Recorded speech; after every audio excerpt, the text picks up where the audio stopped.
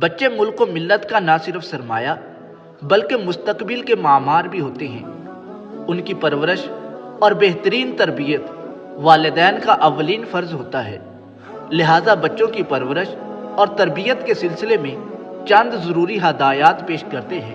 آپ ان پر عمل کریں تو انشاءاللہ آپ اپنے بچوں کی بہترین پرورش کرنے والے ہو جائیں گے۔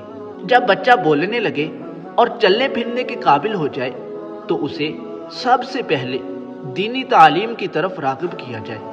اس کو یہ سمجھائیں کہ ہر کام شروع کرنے سے پہلے بسم اللہ پڑھے، بستر پر لیٹتے وقت اور صبح اٹھتے وقت بھی بسم اللہ پڑھے۔ اس سے اللہ تبارک و تعالی خوش ہوتا اور کام میں برکت ہوتی ہے۔ بچوں کے ہر کام کا ٹائم ٹیبل بنایا جائے۔ اس طرح وقت کی پابندی کا نہ صرف احساس دلایا جائے بلکہ اس کا عادی بھی بنایا جائے۔ بچوں کو رات جلدی سونے اور صبح جلدی اٹھنے کا عادی بنایا جائے اور تمام تر ضروری حاجات وقت کی پابندی کے ساتھ انجام دینے کا عادی بنایا جائے۔ بچوں کی خوراک کا بھی خاص خیال رکھا جائے اور اسے وقت کی پابندی کے ساتھ خوراک دی جائے۔ بچوں کو وقت کی پابندی کے ساتھ اسکول بھیجا جائے اور اسکول جانے سے پہلے ان کا بیگ چیک کر لیں، کہیں کوئی کتاب، کوئی کاپی، کوئی پینسل وغیرہ تو نہیں رہ گئی۔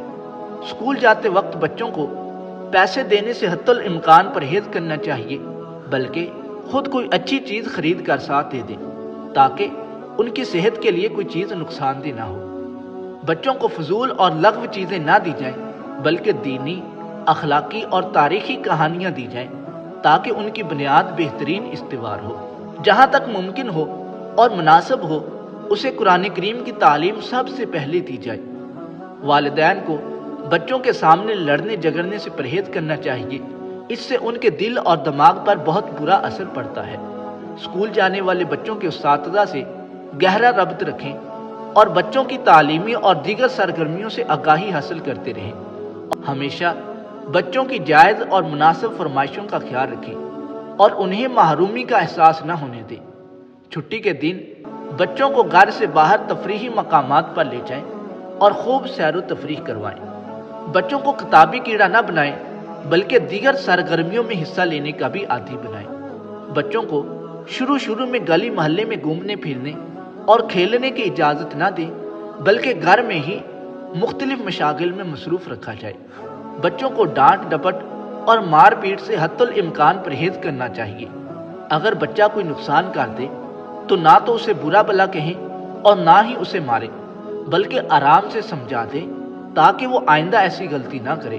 اگر آپ ان ہدایات پر عمل کریں گے تو آپ کے بچے بڑے ہو کر ذمہ دار شہری بنیں گے۔ ویڈیو اچھی لگی ہو لائک کیجئے، چینل کو سبسکرائب کیجئے تاکہ مزید معلومات آپ تک پہنچتی رہے۔